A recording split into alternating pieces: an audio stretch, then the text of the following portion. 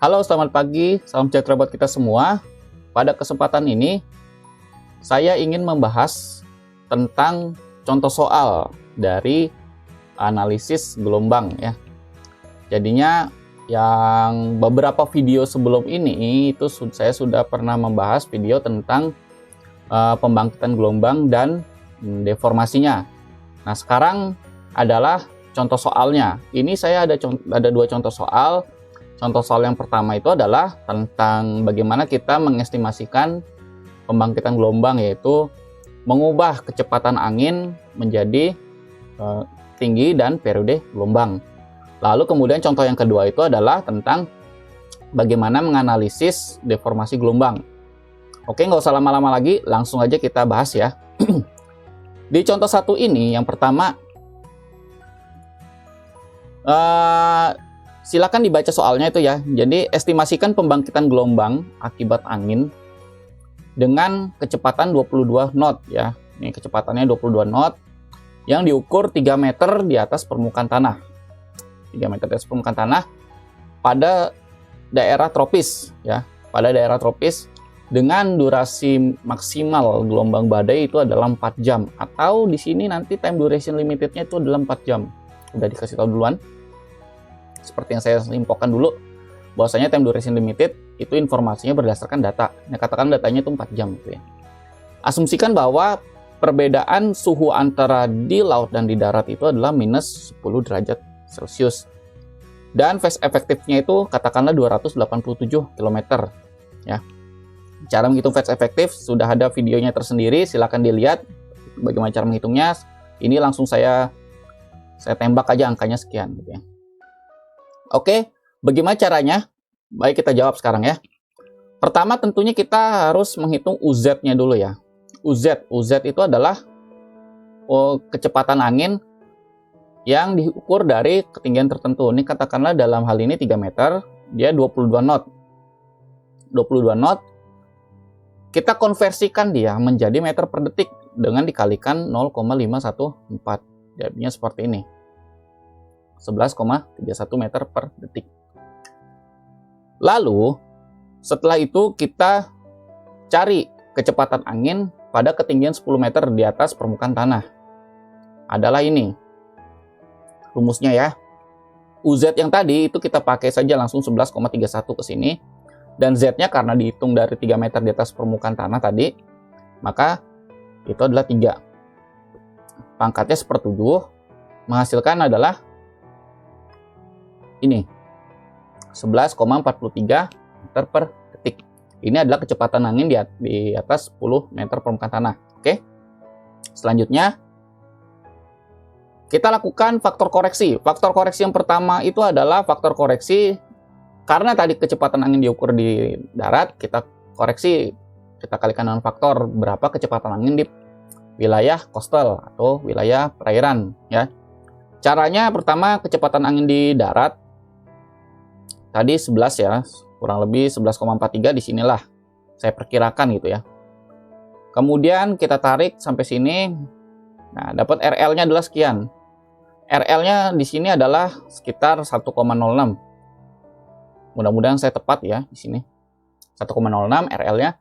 Kemudian karena perbedaan suhu di antara di darat dan di laut itu adalah minus 10. Jadi kita plotting lagi sini. Dan kecepatannya tadi 11 ya, 11 berarti kira-kira sedikit di atasnya itu ya, sedikit di atasnya. Kita plot sampai sini, didapat 1,1 gitu ya. Dapat 1,1. Jadi yang tadi di sini adalah RL, di sini itu adalah RT. Lalu tinggal kalikan saja faktor tegangan anginnya itu berapa. Faktor tegangan anginnya itu adalah UA itu ya. Jadi 0,71 dikalikan RL, kalikan RT, kalikan U10 yang ini, dipangkat 1,23. Dihitung langsung dengan mudahnya kita dapat faktor tegangan anginnya 21 meter per detik. Nah, inilah kecepatan angin yang kira-kira kita pakai untuk membangkitkan gelombang ya. Nah, kemudian setelah itu, setelah kita dapat ini, UA ini kita simpan angkanya ya, UA-nya. Kemudian baru kita ngitung drag koefisiennya. Koefisien dragnya itu dengan cara ini rumusnya ini yang saya kotakin merah, yang saya lingkari merah ya. Didapat sekian, drag koefisiennya adalah 0,0018 ya. Setelah drag koefisien dihitung, maka kita hitung kecepatan geser dari angin itu sendiri. Kecepatan gesernya dapat 0,9 meter per sekon. Ini rumusnya ini, kecepatan geser. Nah, akar koefisien drag kemudian dikalikan dengan U ya. Dikalikan dengan 0,9 meter per sekon. Oke, kita udah dapat faktor tegangan angin, kemudian dapat koefisien drag sama kecepatan geser. Lalu pertama kita menghitungnya bisa dua cara seperti yang pernah saya kasih tahu di video sebelumnya. Yang pertama itu adalah dengan cara rumus, pakai rumus empiris. Yang kedua itu adalah cara grafis. Kita pakai dua-duanya sekarang nih, kita pakai dua-duanya. Sekarang saya menggunakan yang rumus empiris ya, yang rumus empiris dulu. Nah, rumus empiris. Nah, sebelum saya masuk ke sini, saya ingatkan lagi bahwasanya baik dari secara rumus maupun secara grafis, dua-duanya akan menghasilkan dua kondisi. Jadi kondisi phase limited sama time duration limited. Nah, sehingga nanti akan ada 4 hasil ya. Ada 4 hasil berarti totalnya. Nah, untuk yang rumus empiris dengan kondisi phase limited, silakan diikuti rumus ini. Ya. Untuk phase limited ya. Untuk phase limited kita mencari time duration-nya. Sehingga untuk phase limited, kondisi phase limited, durasi gelombangnya itu didapat setelah dimasukkan angka-angka tadi 16,27 jam ya. Untuk kondisi phase limited, durasi gelombangnya itu adalah 16,27 jam. Lalu setelah itu adalah kita menghitung tinggi gelombangnya sekarang. Tinggi gelombangnya itu ini H0 ya, H0, kemudian U bintang. Ini semua sudah kita dapat semua. Tinggal dimasukin aja angka-angkanya, didapat tinggi gelombangnya berdasarkan phase limited itu adalah 6,35 meter dengan phase limitednya. Oke. Lalu periode gelombangnya gimana? Periode gelombangnya sekarang pakai rumus yang ini. Ya. Periode gelombangnya pakai rumus yang ini. Tinggal dimasukin juga angka-angkanya, didapat periode gelombang adalah 10,44 sekon. Selesai. Satu untuk rumus empiris dengan kondisi phase limited ya. Kondisi phase limited. Jadi kondisi phase limited H-nya itu adalah H0-nya ya. Itu 6,35 meter. Dan T-nya itu adalah 10,44 detik. Nah, ini untuk kondisi phase limited. Rumus empiris ya. Lalu untuk time duration limited, kondisi time duration limited gimana? TD-nya nggak usah kita cari lagi, tapi kita sudah dapat sekian. Nah, TD-nya udah kita dapat sekian, 4 jam ya. Kita udah dapat 4 jam. Kemudian kita masukin TD-nya di sini ke rumus yang tadi, ke rumus yang TD sama ya, rumus TD. Didapat phase-nya itu adalah phase efektifnya itu adalah 37,24 km. Nah, ini sebagai acuan gitu ya, sebagai acuan untuk perhitungan H dan T-nya. Ya. Lalu diulang lagi rumusnya yang tadi untuk mencari H-nya adalah sekian. Phase-nya dimasukin bukan yang 287 lagi tapi yang 37,24 itu. Ya. Didapat H0-nya itu adalah 2,3 meter. Lebih seperti itu. Nah, untuk yang periodenya gimana? Sama juga, phase-nya yang dimasukin bukan 287, tapi yang 37,24. Didapat TP-nya adalah 5,3 sekon. Sehingga untuk time duration limited,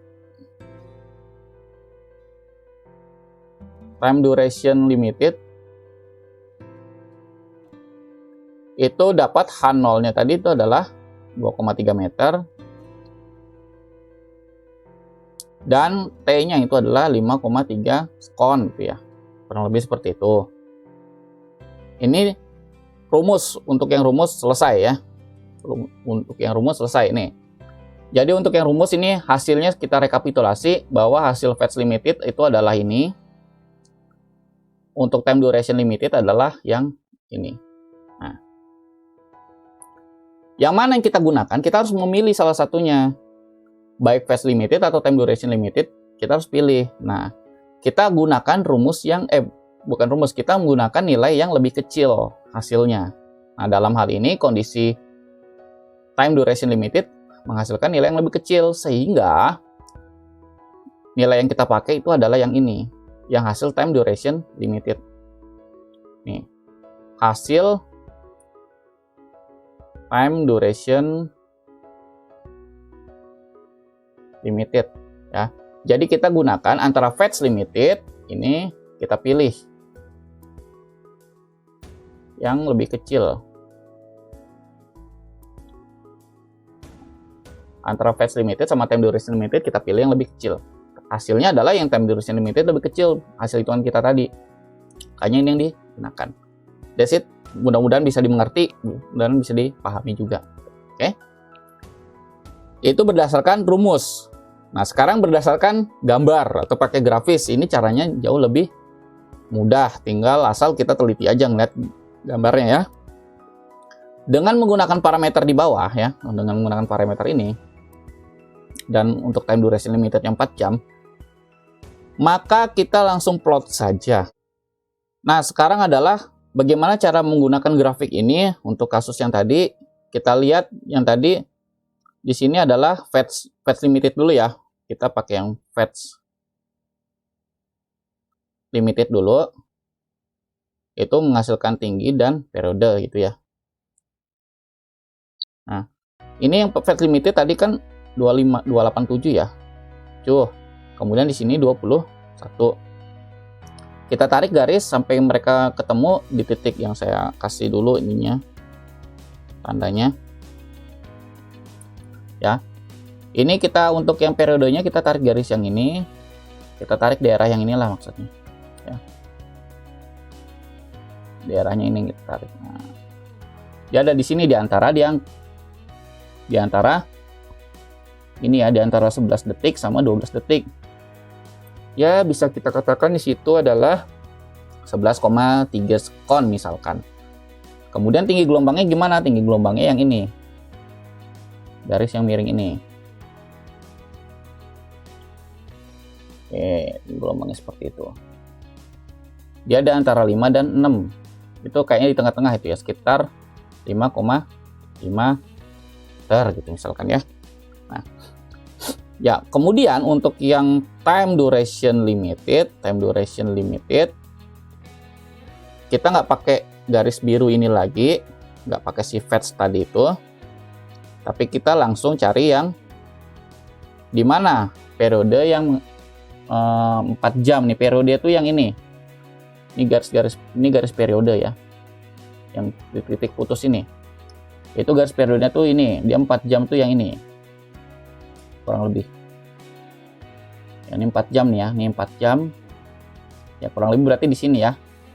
Diplot dari 21 ini sampai titik yang ini saja. Ya karena sama-sama merah nggak kelihatan ini jadinya kita pakai yang biru tetap ya tadi ya. Nah ini. Nah kita pakai nih. Nah di titik ini itu berapa sih itunya periode gelombang sama tinggi gelombangnya?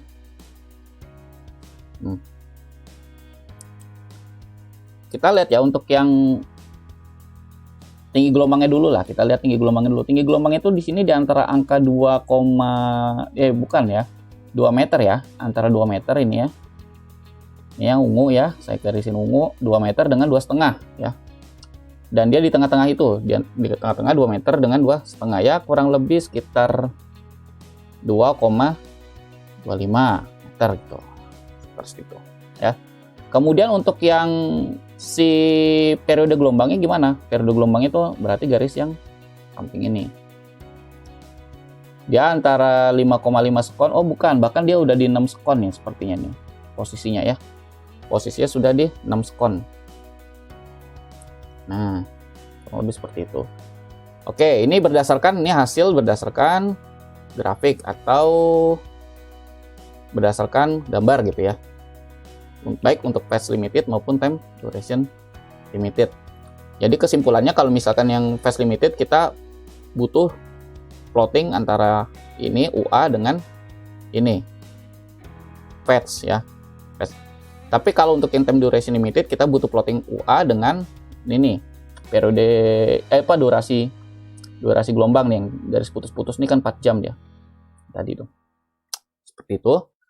Kira-kira hasil gimana? Ini hasil berdasarkan yang ya sebelum video ini dibuat gitu ya. Kurang lebih ya mirip-mirip lah hasilnya. Kurang lebih mirip-mirip lah hasilnya. Sama lah kurang lebih ya.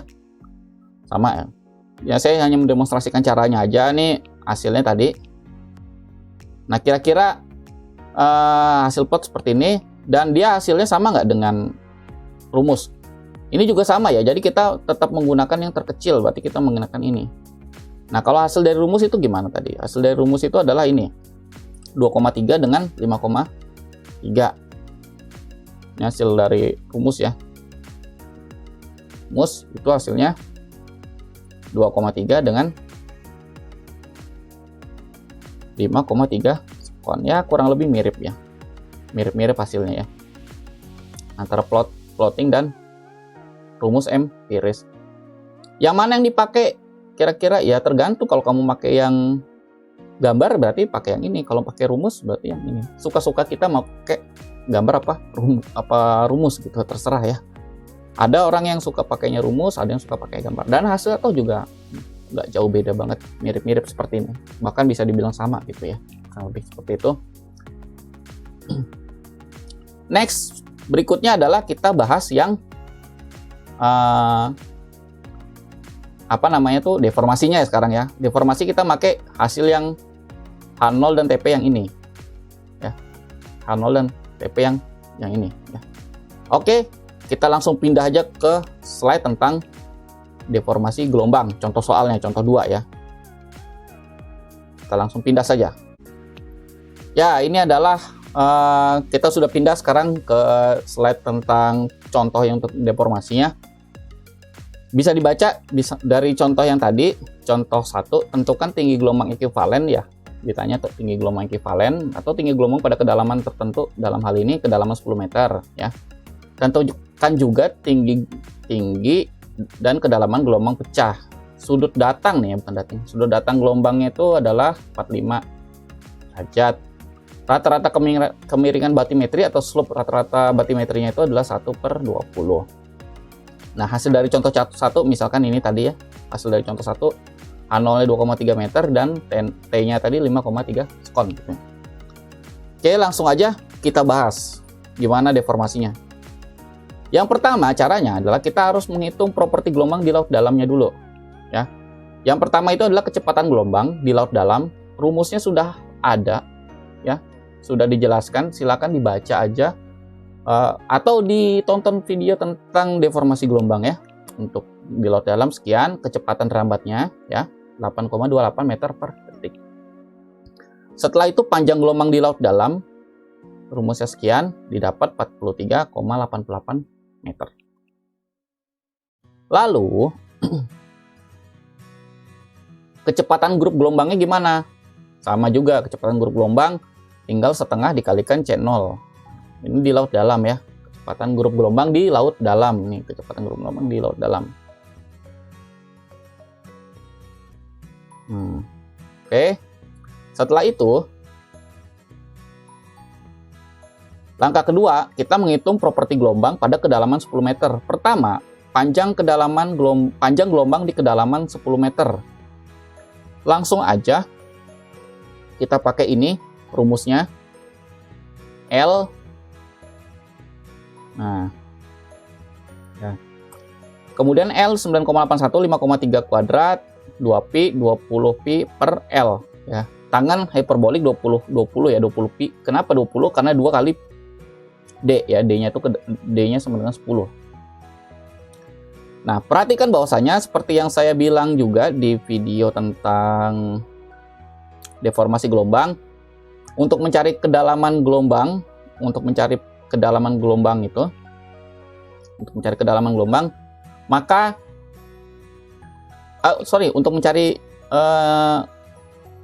panjang gelombang, kedalaman panjang gelombang. Untuk mencari panjang gelombang kita harus melakukan initial estimasi untuk L ya. Jadi estimasikan awal L, kemudian hasil L-nya berapa, maka ini tahap A, ini tahap B ya. Jadi L estimasi itu harus sama dengan L hasil. Nah, caranya itu silakan pakai metode numerik bisa, atau cara trial and error juga bisa, yang sudah saya jelasin di video tentang deformasi gelombang. Ini setelah kita simulasikan, solusi fungsi di atas itu adalah 40,19 itu ya, 40,19. Nah, sebenarnya cara ini ya sebenarnya bisa juga kita menggunakan Goalseek. Paham ya Goalseek? Jadi bisa pakai Excel Goalseek. Nanti di video terpisah ya. Jadi nanti di video terpisah saya jelaskan tentang bagaimana cara menggunakan ini. Pakai fitur Excel Goalseek. Oke. Untuk sementara ini terima dulu hasilnya ya. Nanti kita bahas bareng-bareng di video bagaimana cara menggunakan Goalseek ini. Next, berikutnya adalah kecepatan gelombang ya. Kecepatan gelombang di kedalaman 10 meter. Kecepatan gelombang di kedalaman 10 meter itu sama juga rumusnya seperti ini, tinggal dimasukin aja karena di sini nggak ada nyari L lagi gitu kan ya. Cuma L-nya udah kita pakai 40,19 hasil dari yang ini. Nah, 40,19. Didapat kecepatan gelombang 7,58 meter per detik. Oke, setelah itu sekarang kecepatan grup gelombang di kedalaman 10 meter. Kecepatan grup gelombang di kedalaman 10 meter dengan rumus yang ini ya, didapat kecepatan grup gelombangnya adalah 4,88 meter per detik. Oke. Lalu kemudian tahap ketiga itu adalah baru kita menghitung tinggi gelombang ekivalen. Tinggi gelombang ekivalen pertama kita menghitung koefisien pendangkalan. Kita menggunakan ini bisa ya. CG0 per CG. Itu hasilnya adalah ini. Nah, jadi koefisien pendangkalan itu adalah 0,921. Jadi koef pendangkalan. Jadi mempengaruhi gelombang, kalau tinggi gelombangnya tinggal 90%-nya aja berarti ya maksudnya ini. Kemudian kita menghitung koefisien refraksinya sekarang. Koefisien refraksinya. Pertama kita harus menghitung dulu.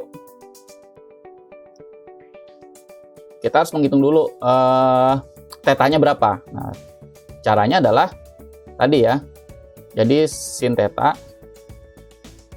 itu sama dengan C dikalikan dengan sin theta 0 per C0 ya. Jadi C-nya tadi itu adalah C-nya itu adalah 7,58 ini ya, 7,58. Sin theta 0 itu adalah 45 per C0-nya, kecepatan rambat gelombang di mana? Di laut dalam ya. Jadi 8,28. Nah, didapat tetanya itu adalah sin ini ya.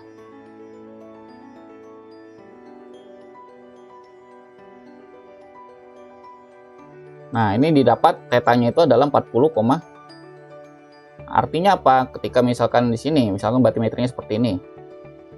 Ini di laut dalam, ini kedalaman 10 gitu misalkan. Awalnya dia sudutnya tuh 45.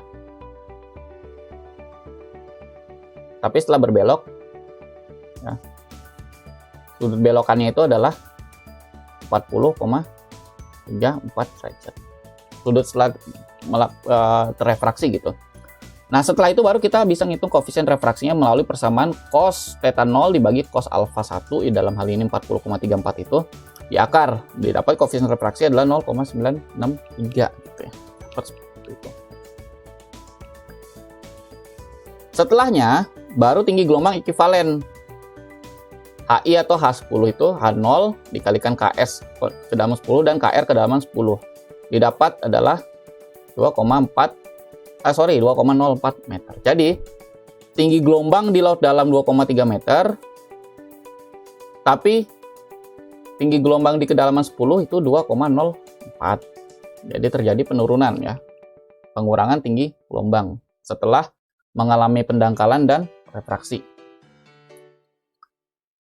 Setelah itu, yang terakhir kita harus menganalisis gelombang pecah. Analisis gelombang pecah, kita menghitung dulu ininya ya, indeks gelombang pecahnya dulu dengan cara seperti ini. Menghitung gamma beta ya, gamma beta dengan B dikurangi A kali HB per GT kuadrat. A-nya itu rumusnya ini. Nah, tan beta tadi kan kemiringan slope-nya itu ya, slope-nya itu 1 berbanding 20. Maka tan betanya itu adalah ya 1/20 ini. Berapa? 0,05. Jadi langsung aja dipakai. Tan betanya itu langsung dipakai 1/20 tadi, 0,05. Kemudian kita hitung, didapat nilai A-nya itu adalah 26,861 untuk nilai A. Kemudian untuk nilai B-nya, kita menggunakan rumus ini. Didapat B-nya itu adalah 1,133. Ya. A-nya ini, B-nya adalah yang ini. Setelah itu, next-nya adalah baru menghitung ini, koefisiennya, koefisien tinggi gelombang pecahnya. Dengan cara ini, 0,56 kalikan H0 bintang, H0 aksen, ya bukan bintang, sorry, per L0 dipangkatin minus 1/5. Didapat ini. Faktor gelombang pecahnya itu adalah ini. Ya. Dapat faktor gelombang pecah adalah. Kemudian tinggi gelombang pecahnya tinggal dikalikan H0 bintang, H0 aksen aja. H0 aksennya itu adalah ini. H0 dikalikan koefisien refraksi pada kedalaman I, pada kedalaman 10 tadi. Ya. Jadi 2,3 dikalikan 0,963. Hasilnya adalah tinggi kedalaman gelombang pecah 2,255 meter ya. Ini tinggi gelombang pecah ya. Ini adalah tinggi gelombang pecah. Oke, tinggi gelombang pecah. Kemudian sekarang kita nyari kedalaman gelombang pecah, kita balikin lagi ke gamma betanya ya. Kita balikin ke gamma betanya, didapat gamma betanya itu adalah 0,913. Berarti rasio antara tinggi gelombang dengan kedalaman gelombang pecahnya itu adalah 0,913. Sehingga didapat kedalaman gelombang pecahnya itu adalah 2,47 meter. Dengan cara ini ya, jadi dB-nya itu adalah HB dibagi dengan gamma beta. Dapat 2,47. Jadi tadi HB-nya itu adalah 2,255 meter. Gelombang akan pecah di kedalaman 2,47 meter. Seperti itu.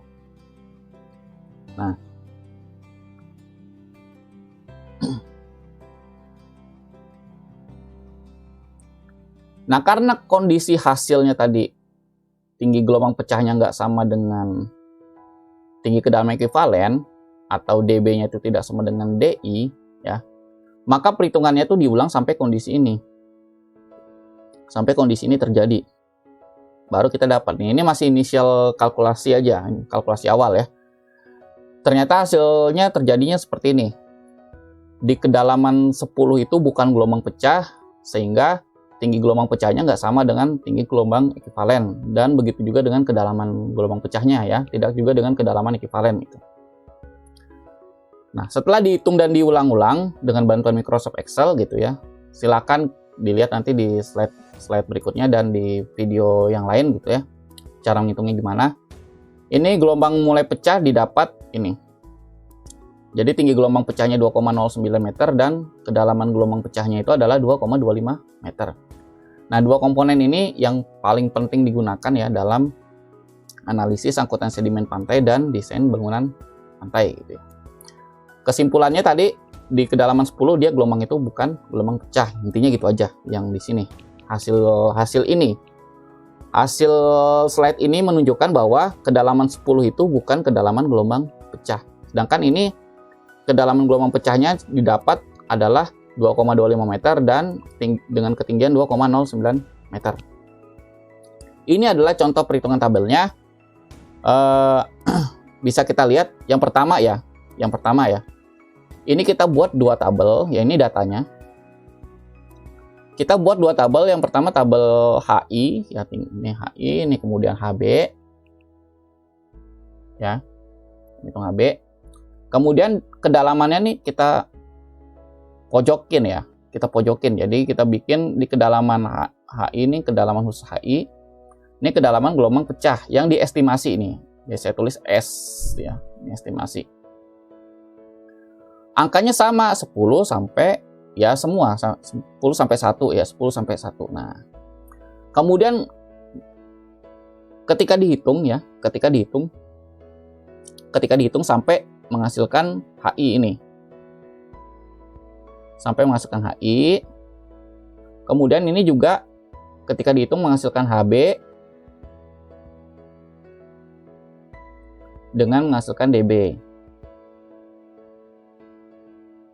Nah, kemudian setelah didapat, kita cari delta H-nya. Delta H-nya itu adalah nilai HB dikurangi dengan nilai HI. Ya. Delta D-nya gimana? Delta D-nya juga sama. Delta D-nya itu adalah DB estimasi ini ya, dikurangi dengan DB yang hasil hitungan gitu. Hasil hitungan ini. DB estimasi itu sama dengan DB yang di HI.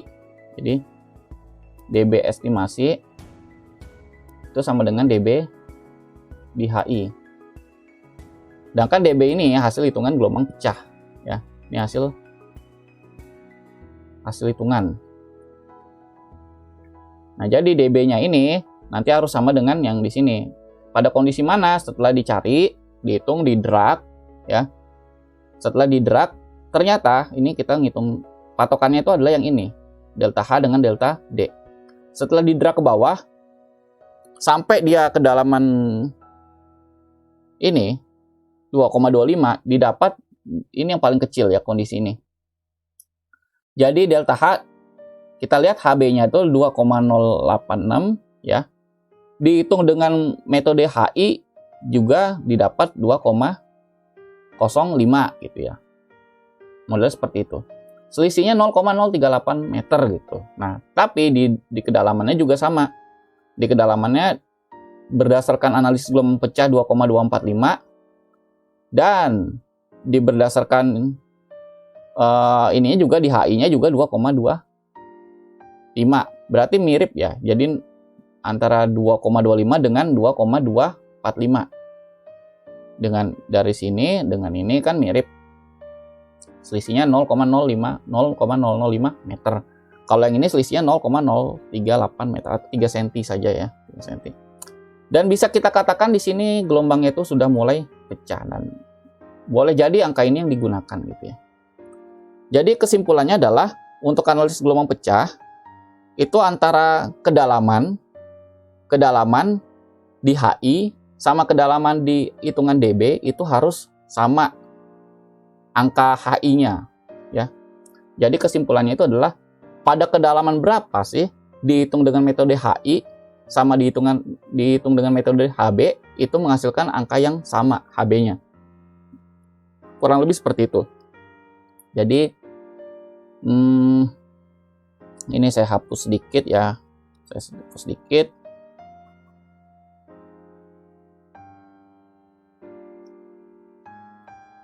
Nanti file Excel-nya silakan di-download saja, saya sertakan buat kalian belajar gitu ya. Jadi analisis gelombang pecah.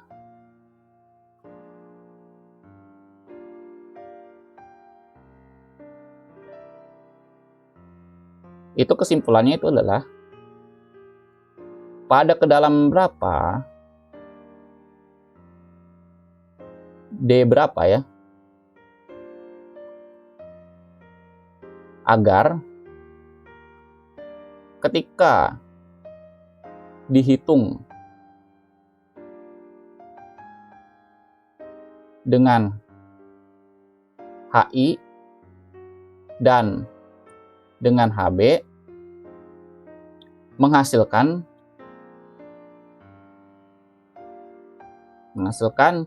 nilai H yang sama, yang mendekati lah, yang mendekati. Nah, kira-kira seperti itu. Jadi di kedalaman berapa sih ketika dihitung dengan metode tinggi gelombang ekuivalen sama dihitung dengan metode tinggi gelombang pecah, itu menghasilkan nilai HI dengan HB yang mirip-mirip gitu. Itu kunci dari analisis dalaman gelombang pecah. Dan di situ ketika di titik tersebut dia mulai mirip angkanya, ya di situ adalah kita bisa bilang di situ adalah kondisi dia sudah mulai pecah ya, mulai pecah. Nah, setelah itu kedalaman yang paling rendah lagi ya sudah pecah artinya gitu. Ke gelombangnya. Oke, kira-kira seperti itu saja untuk contoh soal deformasi gelombang. Silakan dipelajari sendiri dan dikerjakan juga contoh soalnya. Untuk file Excel-nya ini tersedia di link deskripsi ya. Di link deskripsinya silakan di link deskripsinya ini ya, di download aja langsung gitu ya. Saya akhiri ya untuk video tentang contoh soal deformasi gelombang. Kurang lebihnya saya mohon maaf. Apabila ada kesalahan penjelasan, langsung saja di komen dan atau email ke saya. Akhir kata saya ucapkan terima kasih, selamat pagi. Oke, mudah-mudahan bisa dimengerti analisis gelombang pecah ini. Terima kasih telah menyaksikan video pembelajaran dari saya. Kritik dan saran dan koreksi bisa melalui komen di video atau langsung aja email di halaman berikut. Terima kasih dan sampai jumpa di video-video selanjutnya. Salam.